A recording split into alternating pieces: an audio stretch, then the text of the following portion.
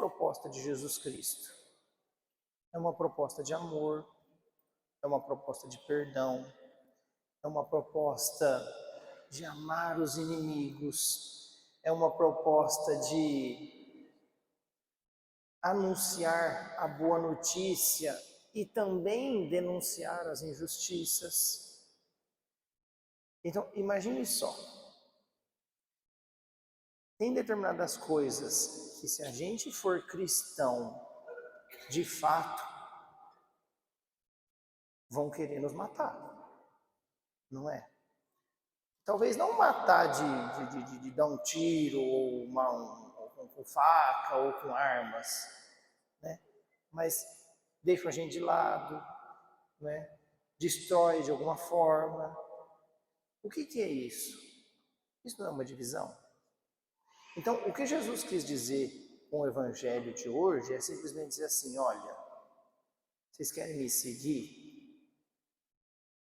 É isso que eu vim trazer, essa proposta? Eu não vou enganar vocês, não. Vocês vão morrer na cruz também. Vai ter gente que não vai gostar de vocês, né?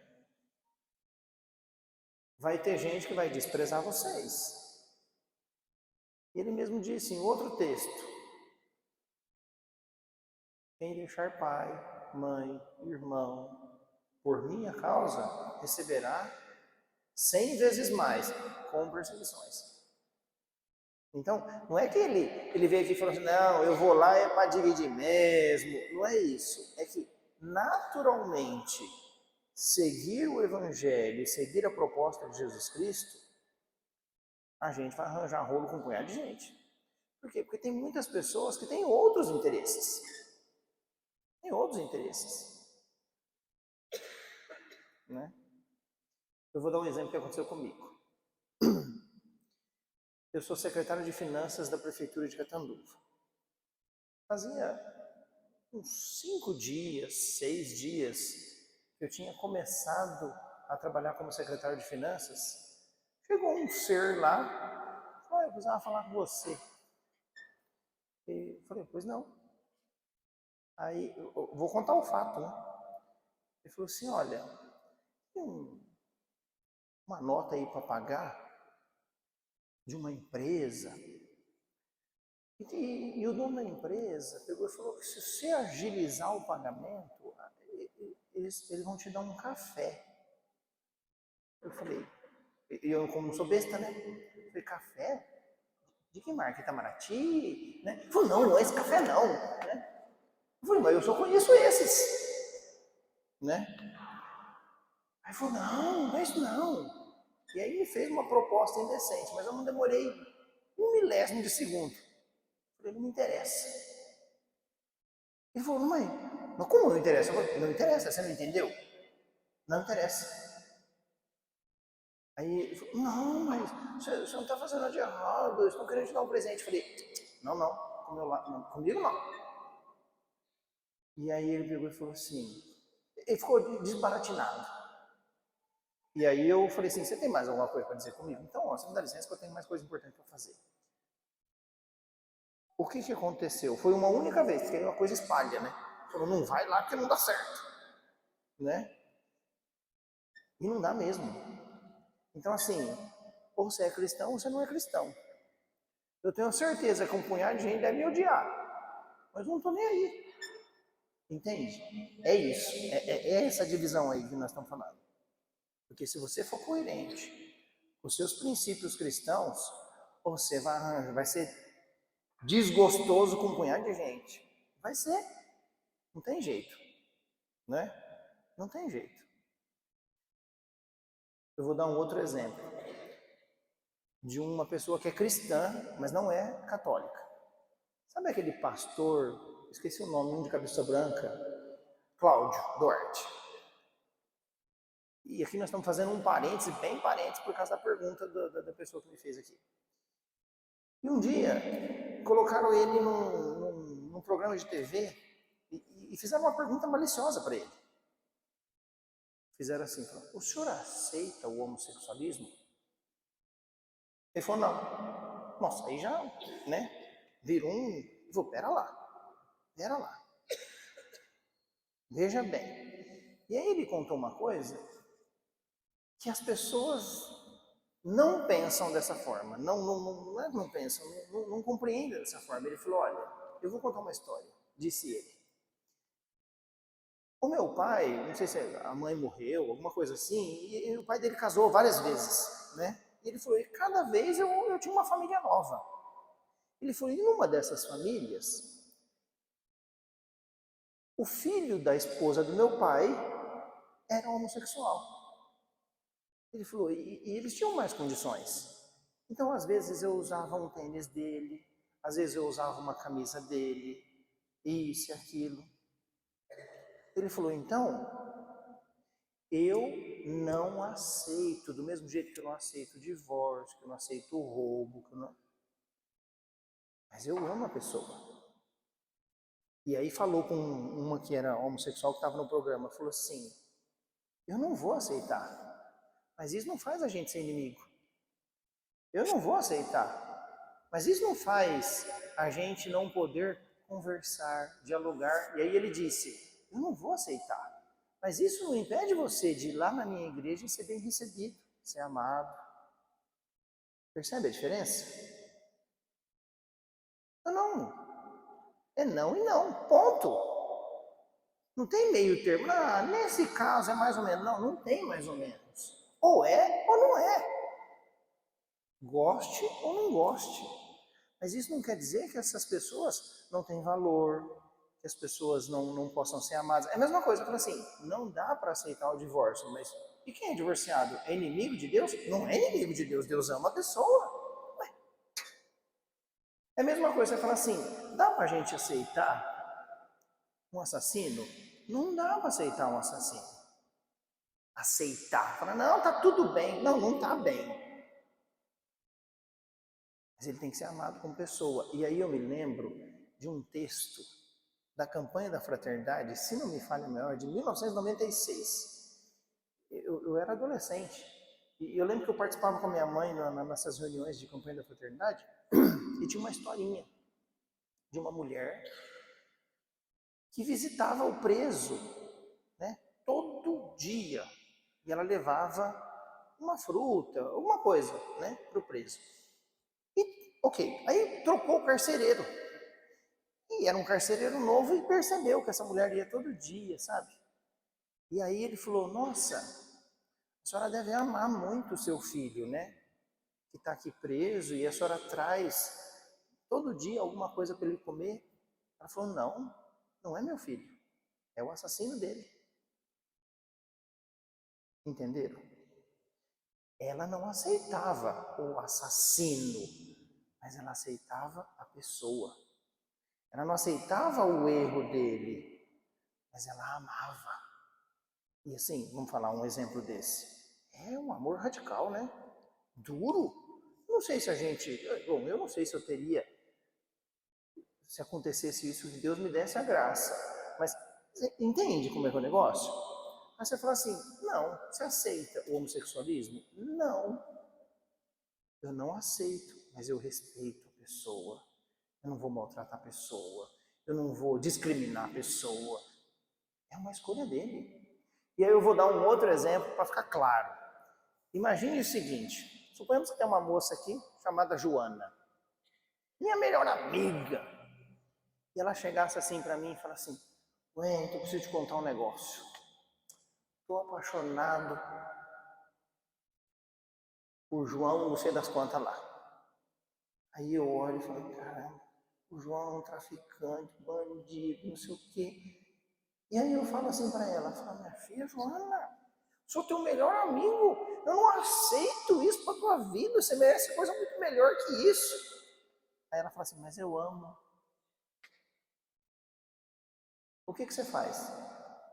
Eu como amigo. Eu falo, tá bom, é tua escolha. Mas ela continua sendo minha amiga. Eu continuo conversando com ela. Entende? Eu não aceito, mas ela continua sendo minha amiga. Entenderam? Deu para entender a diferença? E aí você fala assim, ele que perguntou aqui do evangelho, né? Ele fala assim, Ah, eu vim trazer a divisão. Olha, muita gente vai começar a virar o rosto com a gente se a gente fala assim. Fala, não, você é um homofóbico. Não, não, não, não sou homofóbico. Não sou. Eu amo as pessoas. Mas eu não posso aceitar determinada escolha. Entende a diferença entre aceitar e amar, aceitar e respeitar? É diferente. É diferente. Né? Pode ser que tenha alguém aqui, e me perdoe, que não está gostando do que eu estou falando, mas é assim. Né? E está tudo bem. Né? Quantas pessoas, quando eu fui padre, eu atendi de confissão de homossexualismo e choramos junto. Por quê? Porque aquela pessoa tinha uma dor e tudo bem. E Deus? Deus ama as pessoas.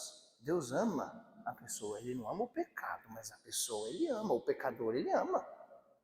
E é assim. Esse é o Deus. Né? Você fala assim, ah, mas essa pessoa vai para o inferno. Não. Nós não estamos dizendo isso. Isso nem nós podemos dizer. Se tem um que pode dizer, é ele. E mais ninguém. E mais ninguém. Né? Como lá a adúltera lá, né? Trouxeram lá, você tem que apedrejar. O que ele fez? Começou a escrever no chão. O que significa escrever no chão? Algo sem importância. Tipo, some. E aí, não, mas você vai falar ou não vai falar? E aí ele falou, bom. Olhou assim, quem não tem pecado, atira a primeira pedra. E aí começaram a ir embora, dos mais velhos até os mais novos. E aí ele falou, mulher, ninguém te condenou? Não, nem eu. O único que podia, que não tinha pecado. Ele podia catar uma pedra para apedrejar? Teoricamente ele podia. Ninguém te condenou, nem eu. Então, você fala assim, e eu? Eu tenho meus pecados. Ela tem os pecados, você tem os pecados, eu tenho os pecados. Todos nós temos. Alguns pecados aparecem mais, outros aparecem menos, mas nós todos temos. E Deus não ama o pecado. Ele ama o pecador. Deus não ama os meus erros. Deus não ama as escolhas inadequadas que muitas vezes a gente faz na vida. Mas Ele me ama. Ele ama todos nós, independente do pecado. Entenderam a diferença? Eu respondi? Beleza. Vamos para frente. Voltando no Davi, né? O pequenininho, né? O Davi. E veja, aquele que combate o gigante Golias, né? Com inteligência e graça de Deus. Bom, o maior rei de Israel.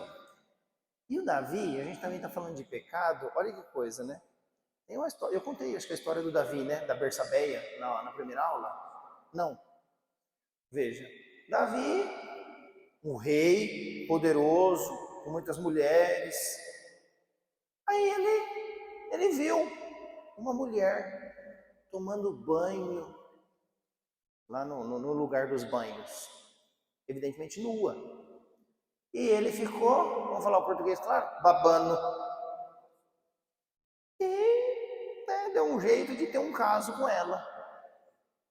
E foi, escondido, vai lá, vai cá, vai lá, vai cá. Aconteceu que um dia ela falou assim, Davi, estou grávida. E o Davi, puxa vida, e agora? Ele teve uma ideia mirabolante.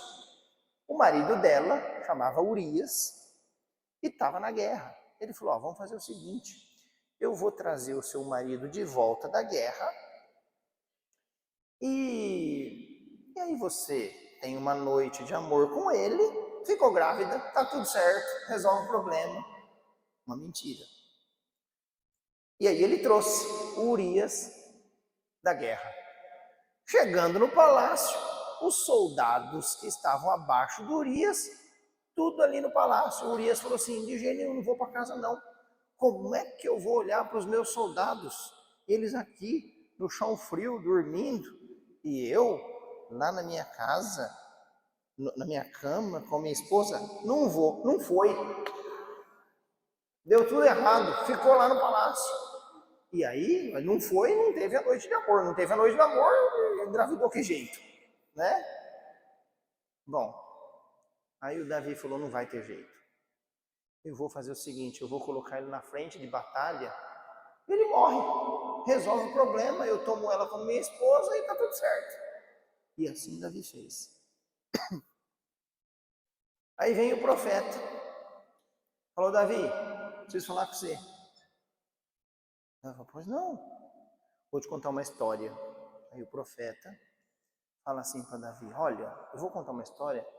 Tinha um rapaz, ele tinha muitas ovelhas.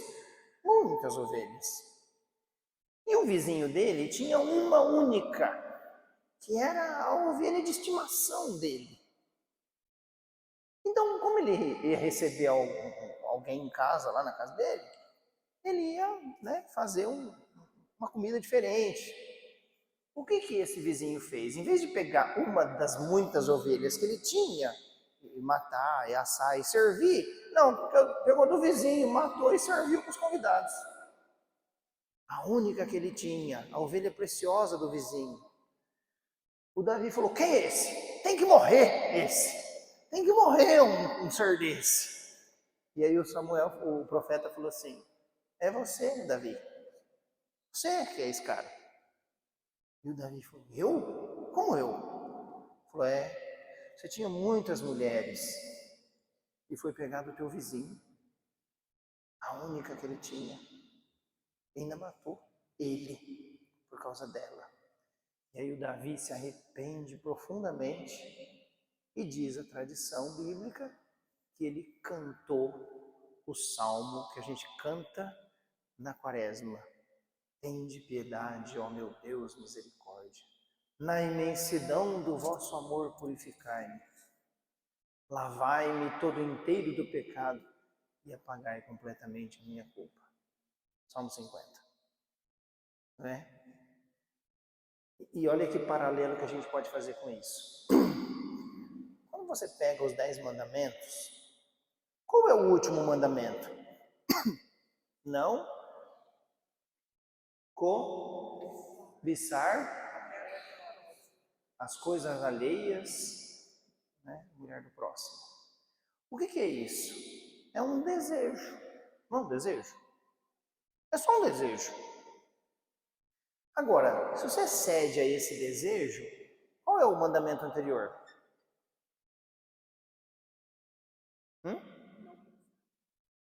Não? Exato, ó. Começa as coisas, depois aumenta com a mulher e depois não levantar falso testemunho. Vem a mentira. E depois, então nós temos 10, 9, 8, 7. Não roubar. Aí você mentiu e rouba. E depois, qual que é o sexto? Não pecar contra a castidade. E depois, qual que é o quinto? Não matar. Olha que coisa. Desejo de Davi. E o desejo aumentou. E aumentou o desejo, ele mente. Ó, vamos fazer o seguinte, vamos chamar Urias, né? A gente faz uma mentirinha aí, faz de conta que o filho é dele e pronto. Não deu certo. Ele rouba a mulher. Aí ele comete o pecado, né? E ele chega ao ponto de matar. O que isso quer dizer para nós? Toda raiz do pecado, ela começa antes com desejo. Algum desejo. Desejar as coisas é bom? É um sonho. O sonho não é ruim. Mas o que os mandamentos estão dizendo para nós? Sonha direito. Cuida do teu desejo. Então você fala assim, olha, puxa, eu desejo ter um carro novo. Tá bom. Qual o problema? Nenhum. Nossa, olha, eu desejo ter uma casa confortável. Qual o problema? Nenhum. Olha, eu, sei lá, desejo comprar um tênis novo. Qual o problema? Nenhum. Agora, onde está o problema? Se o desejo prejudica o teu próximo. Fala, não, eu não quero um tênis, eu quero aquele, que é o dela. Né? E aí eu vou destruir ela para ter ele. Percebe? Então, se o nosso desejo não é um desejo com cuidado, ele vai aumentando e a gente mente. E a gente mente, a gente rouba, e a gente rouba, a gente, né, peca mais ainda, e a gente pecando, a gente pode levar à morte, né? Olha aí a história de Davi. E que às vezes é a nossa história. Pode ver, ó. Pensa num pecado seu, que você já cometeu em algum momento. Pode ser os pequenininhos. Sempre nasce de um desejo. Sempre. Então, cuida do desejo. Cuida do coração. E aí as coisas, né? Ok? Bom, aí veio Davi. E depois do Davi, né, vem, qual é o filho de Davi que se tornou o rei? Salomão, o homem sábio, né? E que construiu o templo de Jerusalém, que era um templo imenso. Dizem os historiadores que se o templo de Salomão, não aquele lá do Edir Macedo que tem em São Paulo, que lá é balela, né? Fantasia, enfim, se o templo de Salomão estivesse de pé, ainda hoje, seria a maior construção em pé que a humanidade já teve. Era um negócio gigantesco. Em Israel tem um lugar lá no Museu de Israel, tem uma maquete do que era o templo. Imagine o seguinte, mais ou menos assim, ó. Imagine que a cidade de Jerusalém fosse o tamanho dessa igreja. 3/4 do templo. Era um negócio imenso, era o templo. E para o israelita, essa questão do templo era muito importante, né? Era a casa de Deus, era o lugar da presença de Deus para o israelita. Bom, e aí tiveram os vários reis de Israel. E alguns mais justos, outros menos justos, enfim, né? Até que no ano, e aí o interessante é que o Davi, ele conseguiu reunir os dois reinos, o do norte e o do sul, né? A Samaria e Jerusalém. Acontece que em 722 a.C., havia um povo chamado assírios. Esse povo era terrível, terrível. Então, eles eram tão ruins, que quando eles dominavam o lugar, eles matavam um punhado de gente, mas mais do que isso, eles salgavam a terra para, tipo, aniquilar mesmo, ó, aqui não vai nascer mais nada. Você imagina? Enfim, e em 722 a.C., cai o reino do norte. Israel é reduzido pela metade. E fica só o reino do sul, Jerusalém. E aí no meio aí tem um negócio interessante. Tem um profeta chamado Jonas. Já ouviram falar dele? O pior é que eu contei essa história para o meu filho de 3 anos, agora todo dia antes de dormir ele fala assim, papai, o papai conta para mim a história do Jonas, aí eu repito a história. Toda noite tem que contar a história do Jonas para ele. Aí acaba de contar a história do Jonas e ele fala assim, canta Mãezinha do Céu para mim dormir. Aí canta Mãezinha do Céu. Aí ele canta, faz eu cantar umas 4, 5 vezes a Mãezinha do Céu. Ele acaba essa Mãezinha do Céu. Aí ele dorme. Mas enfim, o Jonas, né? Jonas, Deus chega para Jonas, né, e fala assim, olha, eu quero que você vá a Nínive pregar a conversão para eles. O Jonas olha para Deus e fala assim, vou não, de jeito nenhum. Que Nínive era a capital dos assírios. Ele fala, mas eles não merecem. Olha o que eles fizeram, olha o que eles fazem. Como é que pode o senhor querer que eu vou lá pregar conversão para eles? Mas de jeito nenhum, não vou. E o Jonas vai para o caminho contrário. O caminho contrário. E aí, Jonas desce para o nível do mar. Vamos contar. Uma. Quando ele desce, ele entra num navio. Desceu mais ainda. Foi no porão do navio, desceu mais ainda. 3. E aí o negócio começa umas tempestades lá e eles estão achando que a tempestade está acontecendo por causa do Jonas. O que fazem com ele? Joga ele no mar. 4, desceu. Aí vem uma baleia e vamos pensar. É claro que não veio uma baleia, engoliu ele ficou vivo 3 dias dentro da barriga da baleia. É simbólico as coisas, né? Mas enfim, desceu a baleia, comeu. Desceu no estômago da baleia, 6. E a baleia foi para onde? O fundo do mar, 7. Tem 7 quedas de Jonas.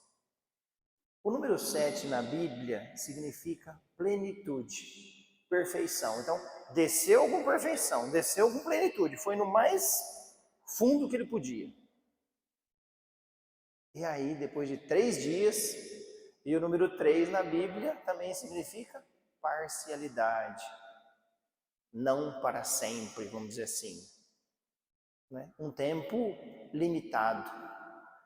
A baleia joga ele para fora. E aonde ele vai? Nínive. Prega a conversão, eles se convertem e aconteceu aquilo que Deus queria que ele fizesse. O que isso significa? Significa que não adianta a gente ser teimoso.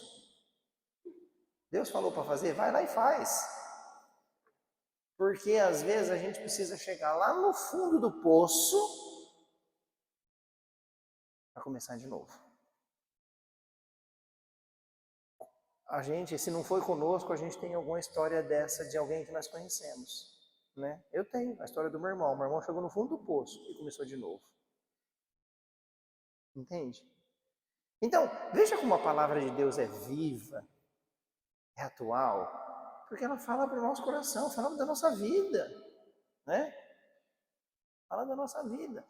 Então, não precisa ser um intelectual para entender a palavra de Deus. Como é que a gente entende a palavra de Deus? Entendendo a vida. E entendendo a palavra de Deus, a gente entende a vida. Entendendo a vida, a gente entende a palavra de Deus. Porque a palavra de Deus, ela nasce da vida. Isso é muito bonito. Bom, aí tá tudo certo. Vai indo e o Reino do Sul, né? Acontece que um outro povo chamado os babilônios dominaram os assírios e sitiaram Jerusalém. Tomaram Jerusalém. E aí aconteceu no ano de 586 ou 587 antes de Cristo, o exílio da Babilônia. O que fizeram? Massacraram, invadiram, saquearam o templo, destruíram o templo, porque destruíram mesmo, né? Demoliram o templo. Então, imagina o tamanho da dor do israelita. Eu acho que é mais intenso do que... Imagine o seguinte, a gente tem essa igreja e todo mundo ama essa igreja. É como se chegasse aqui, destruísse a igreja, profanasse o sacrário, escravizasse todo mundo, levasse embora para ser escravo lá na Babilônia. Mais ou menos isso. Né? Então isso foi o pior acontecimento da história de Israel. Só que dividiram o povo. O que eles fizeram? Pegaram os intelectuais, as pessoas mais assim, aqueles que não tinham morrido, e levaram como escravos lá na Babilônia. E um pequeno grupo ficou na terra. Ficou na terra, sem templo, sem cultura, sem nada. E os lá da Babilônia também, sem templo, como escravos. E é nesse momento, durante o exílio e pós-exílio, é que esses livros que nós temos aqui, do Pentateuco, Gênesis, Êxodo, Levítico, Números e Deuteronômio, foram escritos. Então, tá vendo toda essa história que eu contei? Está escrito nesses livros aí para trás. Mas ela foi escrita lá na frente. Por quê? E por que foram escritos?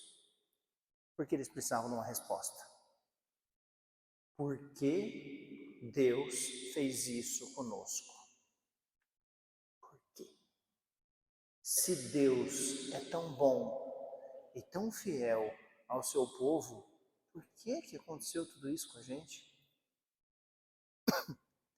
E aí, ao escreverem estes textos, percebe-se que a culpa foi de quem? Deles. Não de Deus. Deus é fiel, mas quem foi infiel? O povo. Atrás de outros deuses, né? Só com interesses particulares e aquela coisa toda, e buscando, né, o poder, querendo se colocar no lugar de Deus, né? E que não é muito diferente de algumas coisas hoje. E aí, ao chegar a essa resposta, colocaram isso por escrito. Porque se vocês pegarem ali o livro de Juízes, de 1º e 2º Reis, Samuel, Crônicas, a gente vai percebendo que tudo o que aconteceu na história de Israel, e que foi escravidão, que foi exílio, que foi destruição do templo, né? Tudo aquilo que aconteceu de ruim para eles foi por escolhas próprias. E que diante das escolhas Deus não pôde fazer nada. Porque Ele deu a liberdade. Porque Ele dá a liberdade. Esse é o maior presente que Ele nos deu. A liberdade.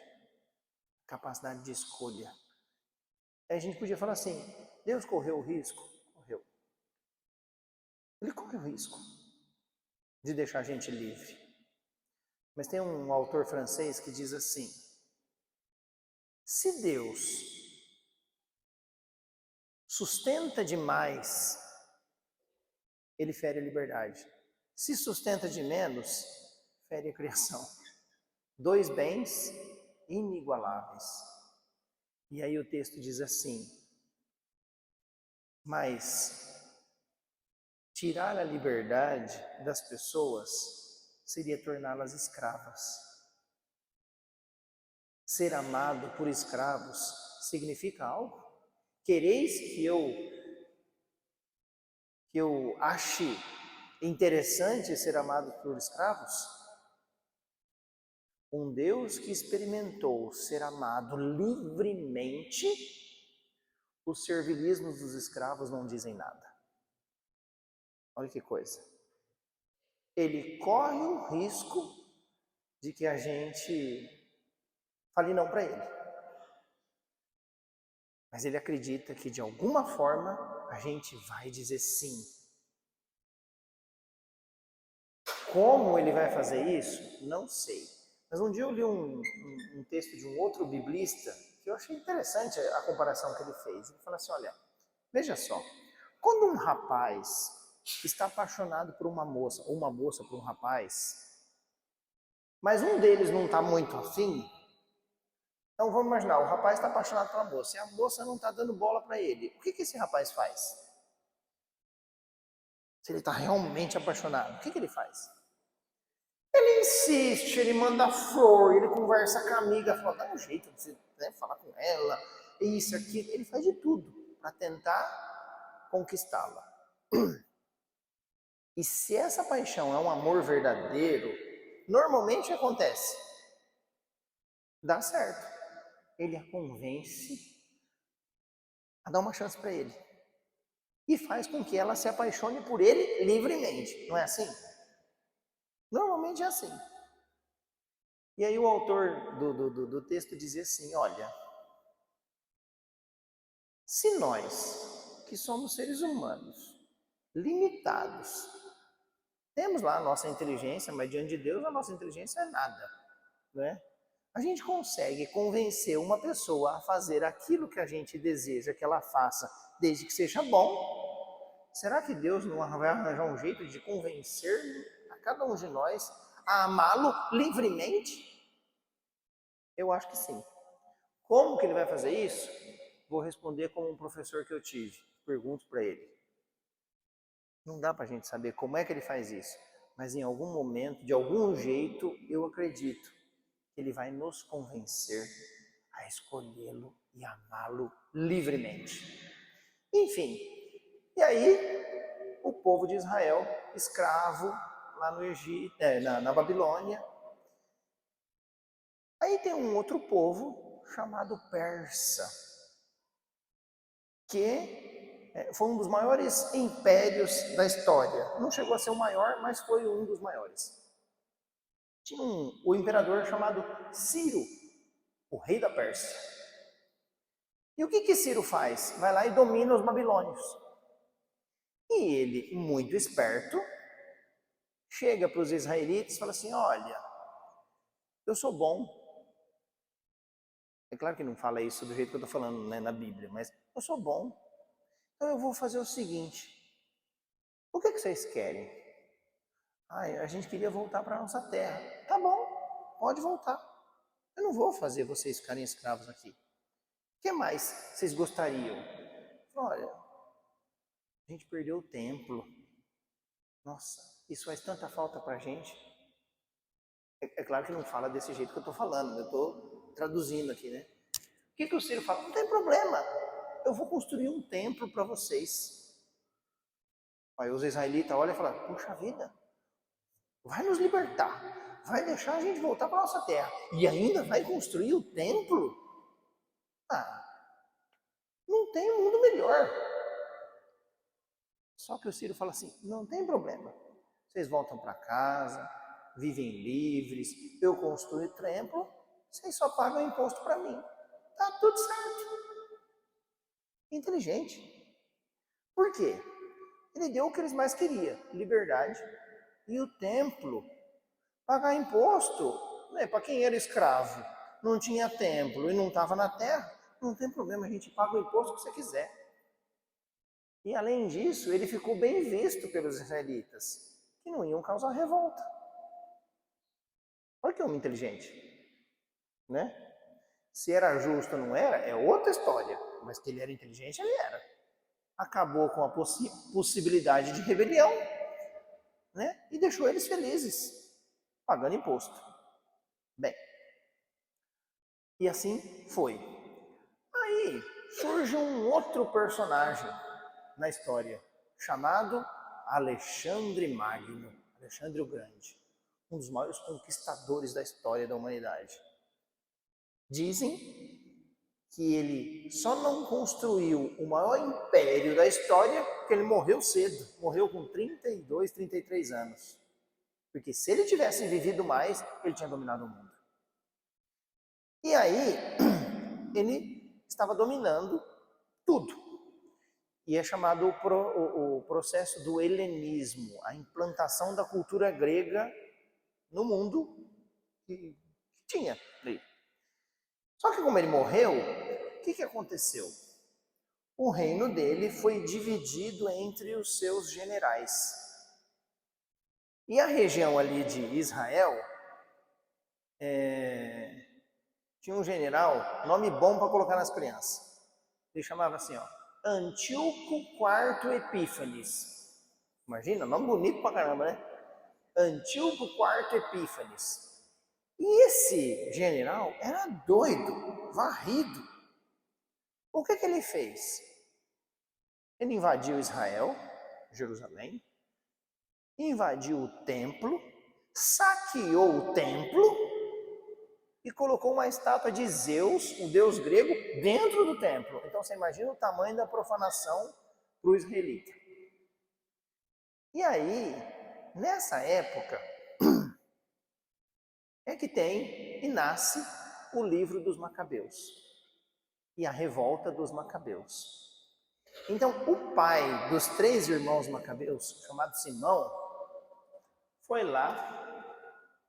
Isso está escrito lá no livro dos Macabeus. Desculpa até a expressão, mas é assim.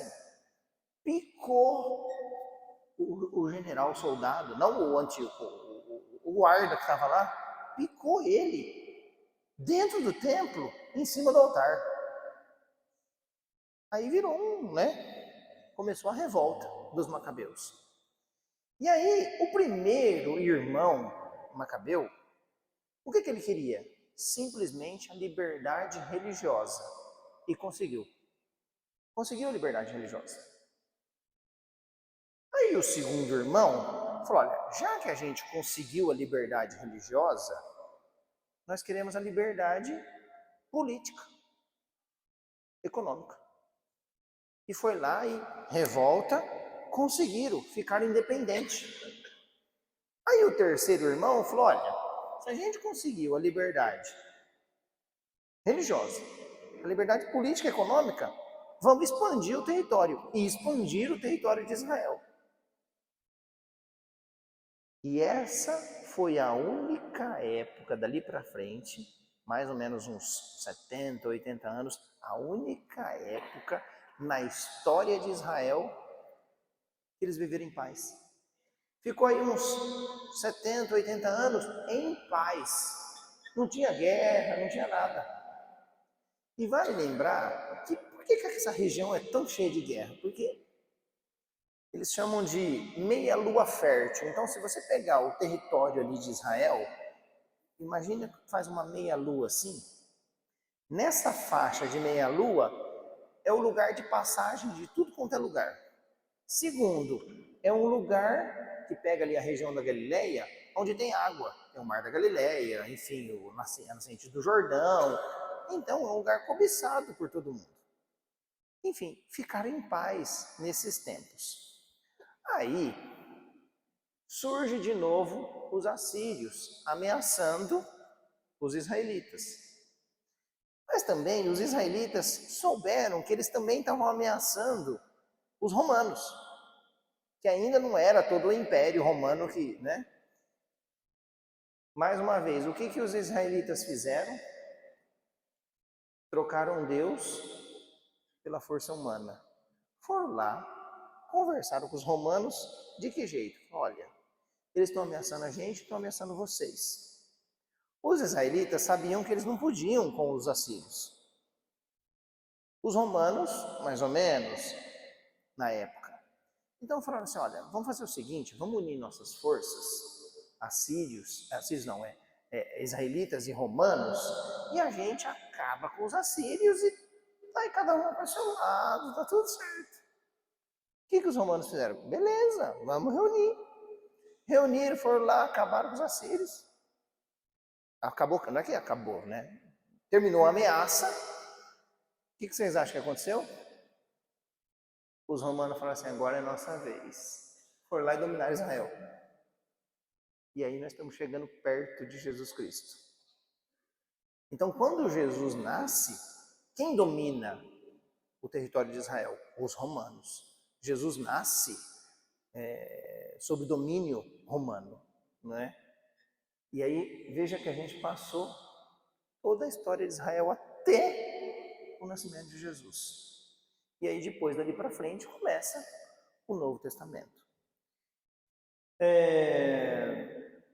Alguma pergunta? Eu sei que tem umas perguntas ali vai ler alguma pergunta aí? Ou não?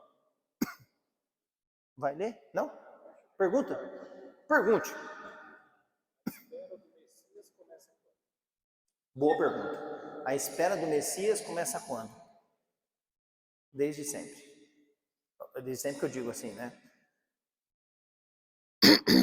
Depois da Constituição de Israel, então vamos dizer,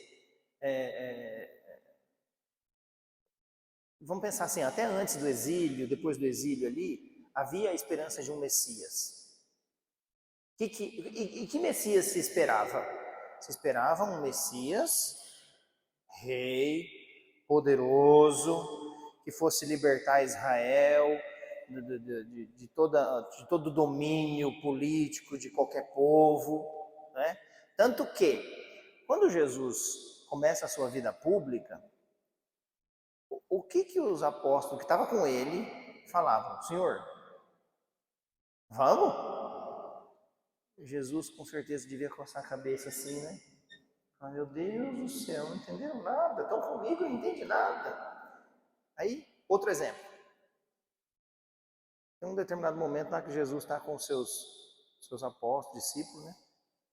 E eles falam assim para Jesus, Senhor, o Senhor quer que a gente manda descer fogo do céu e queima tudo isso aqui? Ó a ideia. Jesus, ele fala, não entenderam nada, né? Aí, ó outra. Tá lá o Tiago e o João, né? E aí eles não tinham coragem, pediram para a mãe. Mãe, pede lá para ele um lugarzinho à direita, outro à esquerda, quando ele instaurar o reino, né? E aí ela chega e pede. E ele falou assim, você sabe o que vocês estão pedindo? Sabemos, não sabia nada. Sabemos? Então tá bom, vocês vão comer e beber do cálice que eu vou comer e beber.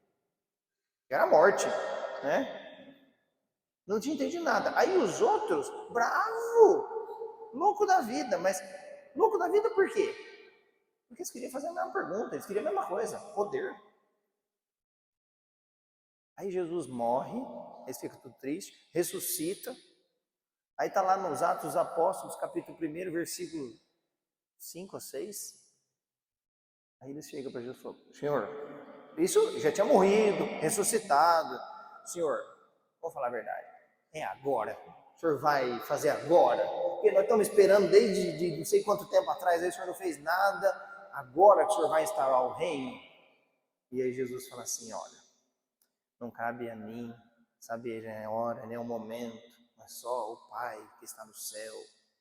Mas vocês vão receber uma força para serem minhas testemunhas em Jerusalém, Samaria, até os confins da terra. Então, que Messias eles esperavam? Um Messias poderoso. E que Messias Jesus era? Um Messias servidor. Mais alguma pergunta? Muito bem. Então, acho que podemos encerrar, porque deu uma hora, já escreveram e falaram, acabou faz uns 5 minutos. Certo, gente? Eu espero, assim, que tenha ficado claro. Eu sei que hoje foi, assim, uma aula mais de história, porque aí agora a gente pode entrar nos textos propriamente dito, né? Ok?